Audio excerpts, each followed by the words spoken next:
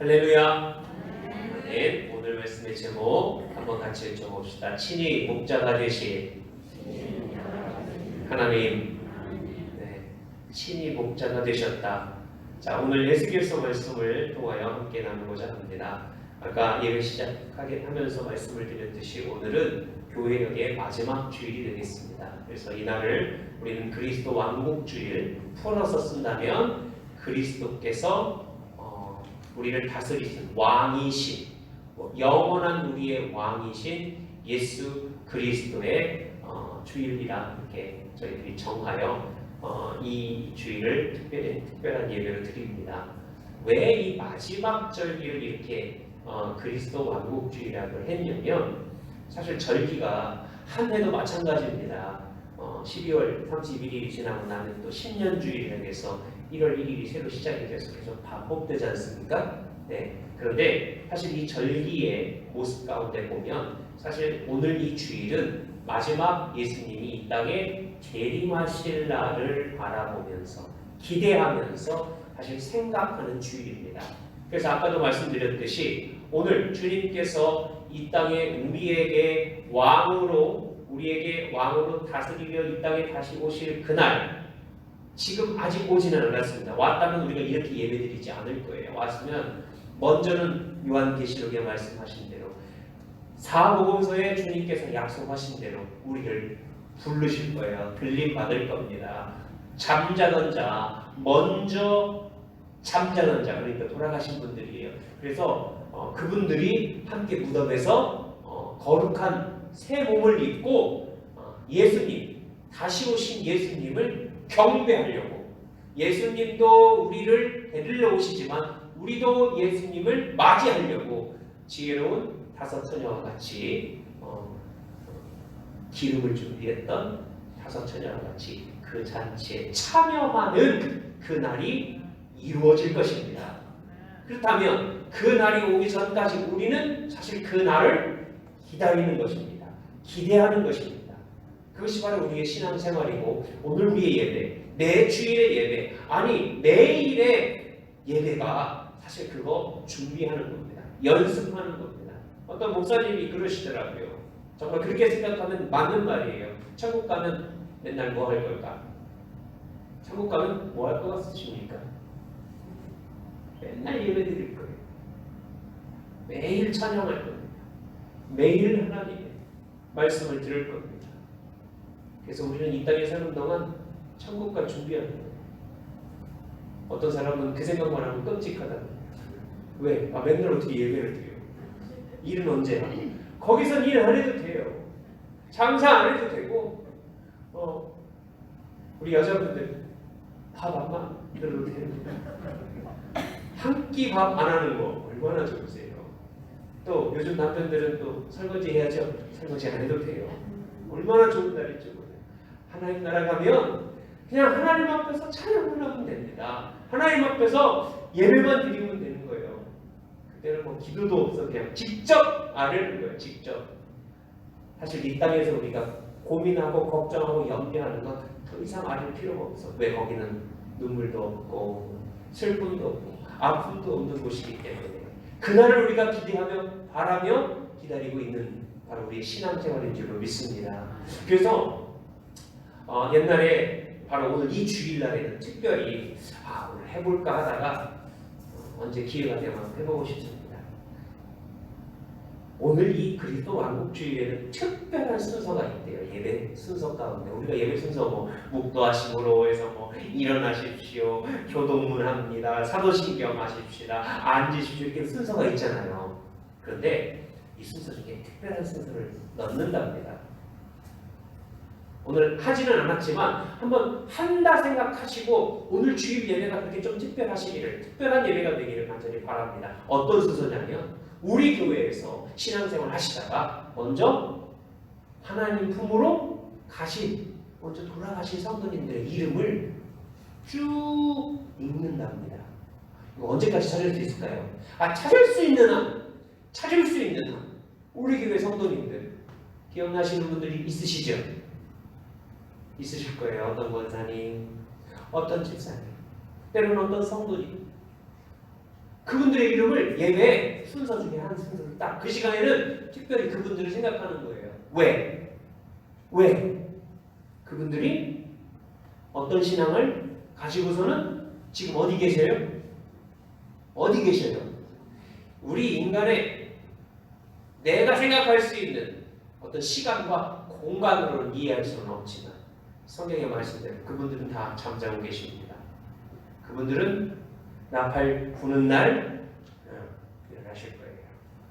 그분들을 주님께서 그래서 우리는 시간적으로 공간적으로 뛰어넘어서 먼저 잠잤다가 깨면은 그 다음날 아침이 되는 것처럼 그분들은 잠잤다가 깨는 순간 다시 오신 주님을 맞이할 것입니다. 우리는 그 지금 중간 나도 어떻게 보면 언젠가 내 인생 가운데 주님이 오시지 않는다면 나는 잘 것입니다.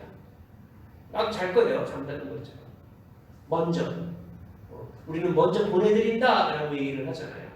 근데 우리 모두 다 함께 잠이 깨는 날, 주님께서 나를 깨워주시는 날, 주님 앞에 함께 설 날을 우리가 기대합니다. 그래서 돌아가실 때 우리가 다 그렇게 기도하지 않습니까? 우리가 마지막 날, 잠에서 깰 날 뭐 할 거라고요? 다시 만날 거라고. 막 죽고 싶지 않아서 막 떼를 쓰는 게 아니라 그 만날 것을 믿고 편안히 주무시는 성도님들의 먼저 가신 그분들의 장례식 임종을 우리가 생각하면서 예배 시간에 사실 그래서 이 오늘 주일이 그런 주일이더라는 얘기예요. 교회력의 마지막이지만 다시 이 마지막이 끝이 아니에요. 영원히 하나님과 함께 살 그날을 바라보는 날인 줄로 믿습니다.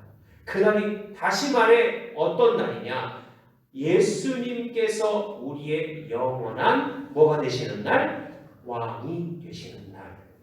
자, 그런데 그날이 그저 미래에 있을 아주 나중 일이만이 아니라 오늘 이 세상을 살아가고 있는 오늘 지금 살아계시잖아요. 살아계셔서 이 자리에 나오셨지 않습니까? 우리가 살아있어서 이 시간 예배를 드리고 있지 않습니까? 오늘 이 하루를 살고 있는 이 인생을 살고 있는 지금 이 순간 내게도 예수님은 왕이 되십니다.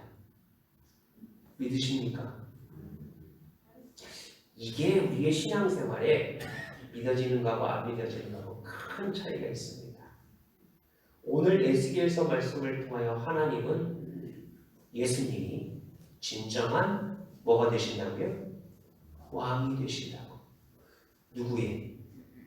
저와 여러분의. 먼저 돌아가신 그래서 나중에 예수님이 재림하실 때 그때 살아난 모든 사람들을 다스릴 왕만이 아니라 오늘을 살고 있는 나의 왕. 지금 내 생을 아직 끝나지 않은 지금 예수 믿고 구원 받았는데도 아직 살고 있는 내 인생이 왕.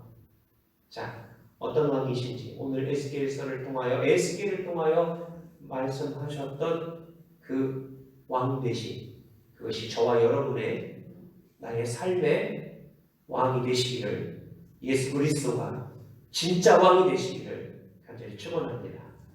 오늘 하나님은 흩어진 양을 찾기 위해 이 땅에 친히 오셨다고 말씀하십니다. 에스겔서 말씀을 통해서 말한다면 앞으로 오시겠다고. 오늘 우리는 그거를 오신 줄로 믿습니다. 하나님이 직접 목자가 되어 주셔서 이 땅에 오시겠다는 거예요. 왜 그러냐면 지금 이 땅에 있는 온 인류, 저와 여러분이 마찬가지로 다 포함되는 겁니다. 하나님으로부터 흩어진 존재였어요. 떠난 존재였습니다. 그래서 어디에 떠나는지 잘 아시잖아요. 아담과 하와의 선악과 사건 때문에.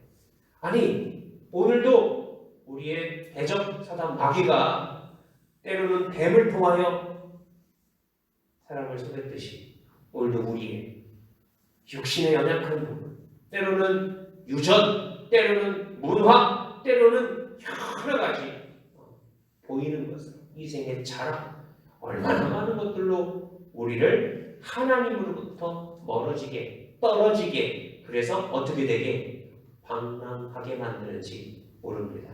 오늘 에스겔서의 이 말씀이 외쳐졌던 이스라엘 백성들도 마찬가지였습니다. 그들도 도대체 어쩌다가 하나님으로부터 떨어지게 됐어요. 하나님께 불순종하고 하나님 의지하는 것보다 누굴 의지하고 이웃나라 애국을 때로는 아수르를 때로는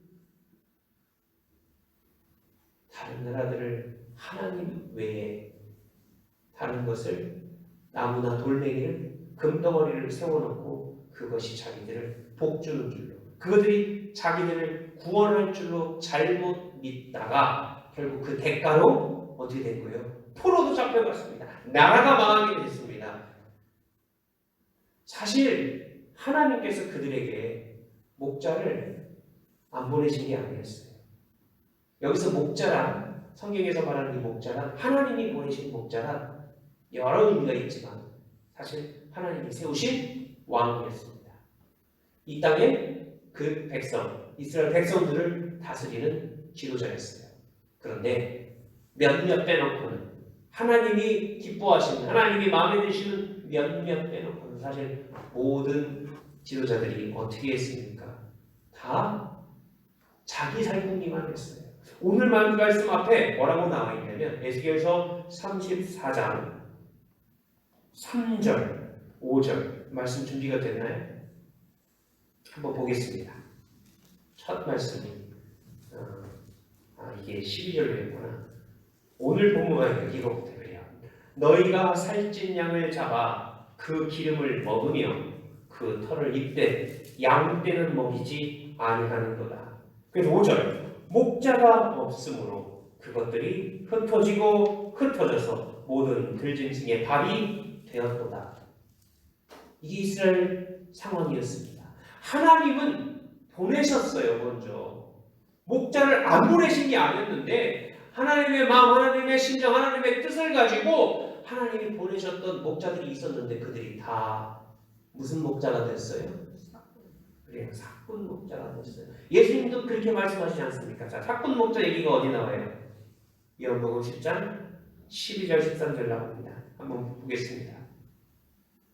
사꾼은 목자가 아니요 양도 제 양이 아니라 이리가 오는 것을 보면 양을 버리고 달아나니 이리가 양을 물어가고 또 해치느니라. 달아나는 것은 그가 사꾼이 까닭에 양을 돌보지 아니함이나 하면서 이제 뒤에 그럼 사꾼 목자가 아니고 진짜 목자가 어떤 목자예요? 참 목자, 선한 목자. 하나님이 보내시기로. 근데 누구밖에 안 되겠다는 거예요? 오늘 하나님 자신밖에 안 되겠다는 거예요. 수많은 선지자들, 수많은 왕들을 보냈는데 한두 사람 빼놓고 그들이 영원히 이스라엘 백성들 바꿔 말한다면 내 인생에도 마찬가지입니다. 내 인생. 아니 이 나라를 봐도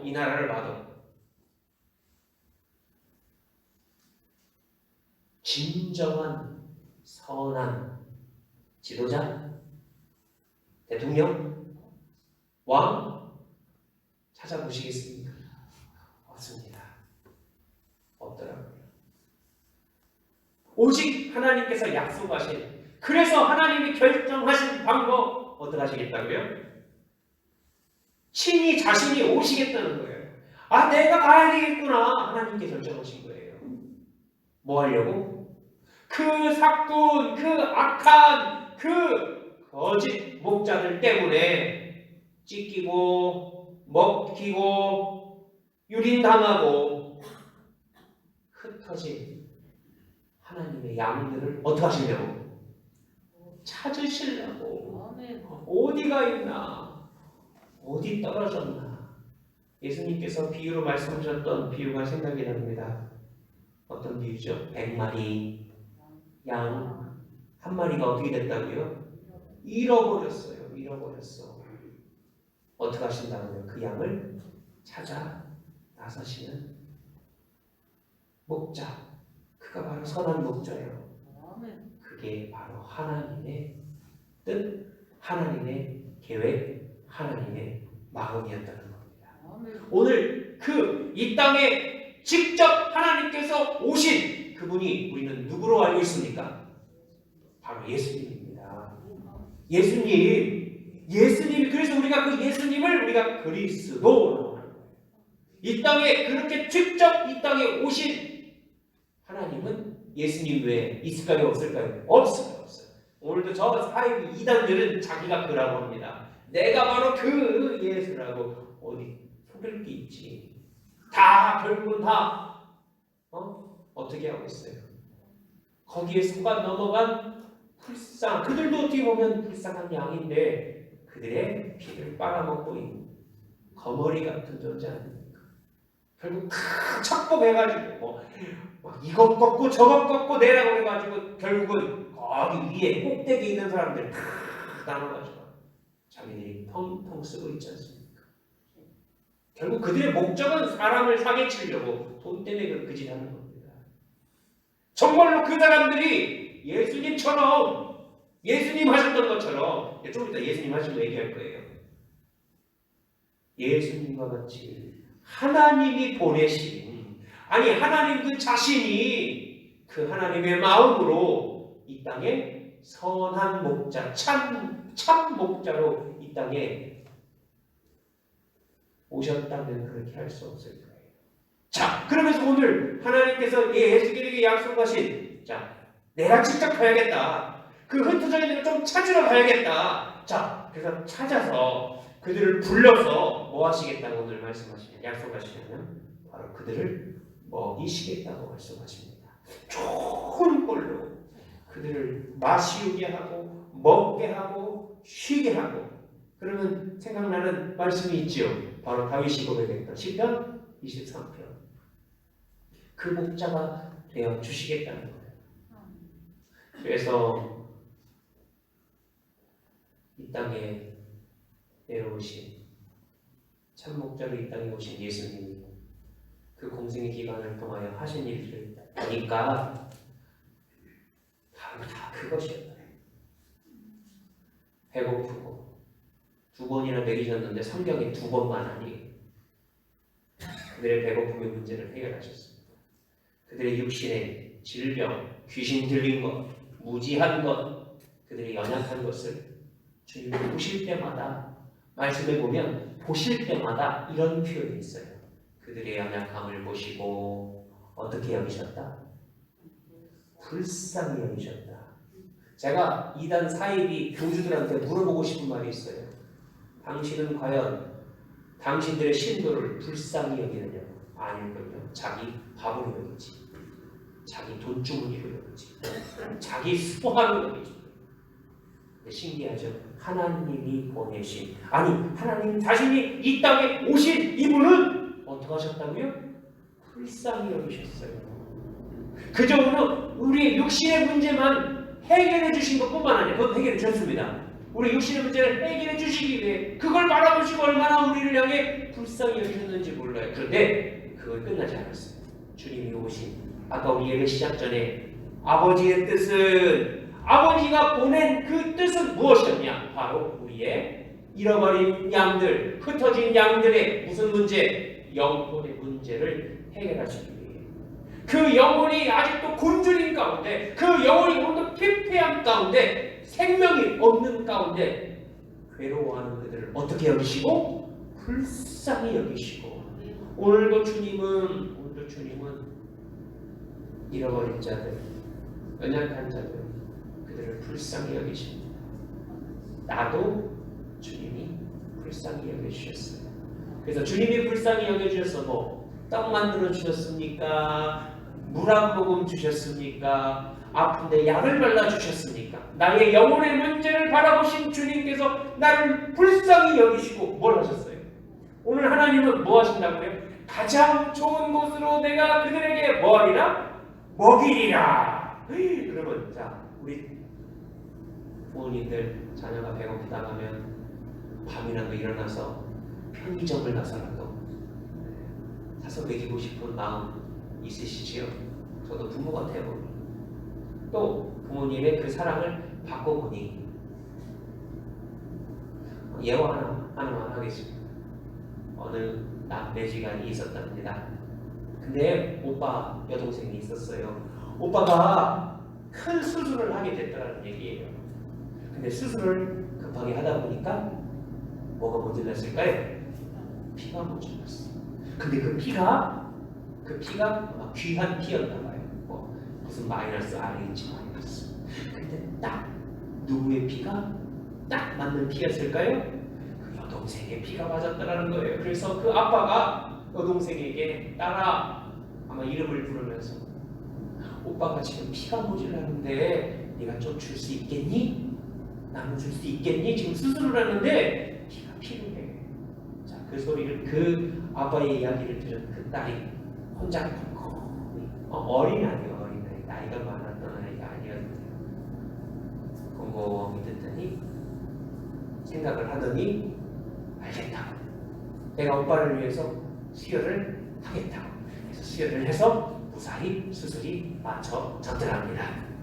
수술이 맞춰지고 그 딸이 이렇게 얘기했대요. 아빠,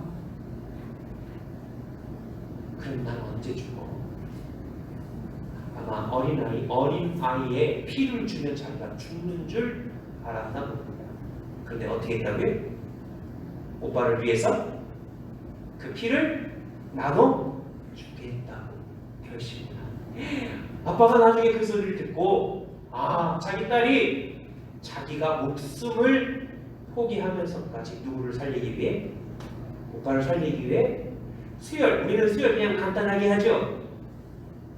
그걸 듣고 얼마나 울었을까요? 감사하기도 하고. 그런데 그 순간 누가 생각이 났을까? 그래요. 수혈을 그냥 한번 하면 곧 피는 다시 생겨납니다. 하나님이 우리를 그렇게 만드셨어요. 감사하죠. 그런데 예수님은 우리의 그 영적인 문제, 우리의 그 영적인 죽어가는 영혼을 살리시려고 수혈하신 게 아니라 뭘 하셨다고요? 십자가에서 죽으셨어요.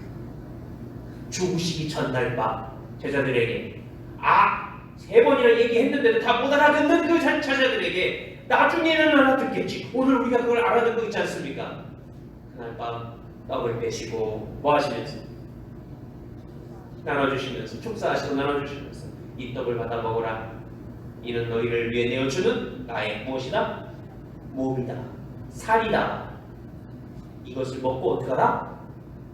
이것을 먹고 어떡하라? 그 말씀 읽어볼게요. 자, 요한복음 6장 35절 뛰어넘었어요. 다니엘 그거 그냥 넘어가봐요. 그거 내가 안 적어줬나 보다. 제가 읽어드릴게요. 요한복음 6장 35절 예수께서 이르시되 나는 생명의 떡이니 내게 오는 자는 결코 죽이지 아니할 터이요 나를 믿는 자는 영원히 목마르지 아니하리라. 51절 나는 하늘에서 내려온 살아있는 떡이니 사람이 이 떡을 먹으면 영생하리라. 내가 줄 떡은 곧 세상의 생명을 위한 내 살이니라 하십니다. 요한복음 6장에 말씀하셨던 지금 자신의 몸, 자신의 살 이야기를 결국 이게 무슨 얘기냐? 성만찬 때 제자들에게 나눠주셨던 그 성만찬 떡, 피 얘기도 또 하나 있어요. 근데 피 얘기하면 또 이거 설교 또 한편이라 오늘은 이 떡만 얘기하겠습니다. 왜? 하나님이 약속하신 우리에게 가장 좋은 꼴을 먹이시겠다고 하셨는데 그것이 바로 예수님께서 우리를 위해 찢기신 살, 당연히 흘리신 피를 뺄 수 없겠지만 근데 어디에서? 저 십자가에서 우리를 그렇게 불쌍히 여기시고 뭐 하시려고? 그냥 구제하신 정도가 아니었어요. 그냥 좀 이것 먹고 조금 힘 좀 얻으라고 하는 식사 대접하는 정도가 아니셨어요. 예수님은 우리를 살리셨어요. 죽어가는 걸 살리시려. 그것이 바로 아버지의 마음, 아버지의 사랑이었습니다. 하나님의 사랑. 오늘 에스겔서 34장에 에스겔 선지를 통한 약속하셨던 그 목자. 자, 그분이 바로 우리의 주님이십니다. 예수님이십니다. 그분이 마지막 날 우리에게 다시 오실 때 우리의 무엇이 되신다고요? 왕이 되시는데 그 얘기는 오늘 저녁 예배 때 말씀을 드릴 거예요. 그때 무슨 일이 일어날는지 두렵고 떨리는 마음으로 우리 함께 은혜를 나누실 거고요. 그런데 그 예수님이 지금도 내게 왕이시라는 거, 이걸 잊으면 큰일 납니다. 그저 나중에 누가 그러더라고요. 이 땅 사는 내 인생 가운데 지금 한참 바쁠 때, 내가 하고 싶을 때는 좀 내 마음대로 살다가 끝에 가서, 만약에 끝에 가서 그때 가서 내가 하나님께로 돌아오겠다고, 그걸 자신할 사람 누가 있겠습니까? 하나님 지금 나를 보십니다. 지금 나의 주인이 누구인지, 왕이라면 그분은 나를 다스리는 분. 오늘도 내가 나의 왕이 돼서 내 마음대로, 내 뜻대로, 때로는 본이 내 인생의 왕이 돼서 그냥 끌려다니는 인생으로 사는 인생 말고, 정말로 예수님, 하나님이 보내신, 그리고 나를 위해 가장 좋은 것을 주신, 자기 생명을 주신 그분이 나의 주인, 나의 왕 되시기를 축원합니다. 오늘 그 말씀 기억하시고, 이 말씀이 내 삶 가운데 실현, 믿어지고, 그렇다면 주인이라면, 나의 왕이시라면 어떻게 하시겠어요? 말씀 안 들으실 거예요? 오늘도? 안 따라가실 겁니까? 순종 안 하실 겁니까? 안 여쭤보실 겁니까? 오늘 그런 다짐이 우리의 생활 가운데 있어지시기를 간절히 축원합니다. 과연 내 주인, 내 인생의 주인이 누굴까? 내 인생의 주인. 다시 한번 외치고 기도하겠습니다. 예수님이 내 인생의 지금의 왕이십니다. 잊지 마시기를 축원합니다. 기도하겠습니다. 하나님 감사합니다. 친히 목자가 되어 주시겠다고 약속하신 대로 정말 목자가 되어 주셨고, 찾아주셨고, 불러주셨고, 그리고 나를 위해 자기 목숨까지, 생명까지 내어주셨던 예수님, 그냥 선하신 분, 그냥 착하신 분 정도가 아니라 나의 주인이 되어 주시옵소서. 나의 왕이 되어 주신 줄로 믿습니다. 내 주인이신 것을 잊지 않게 하옵소서. 주님, 불쌍히 여겨주시며 감사드리며, 오늘도 주님의 뜻을 쫓아 살아가는 우리의 남은 여생 되게 하옵소서. 예수님의 이름으로 기도드립니다. 아멘.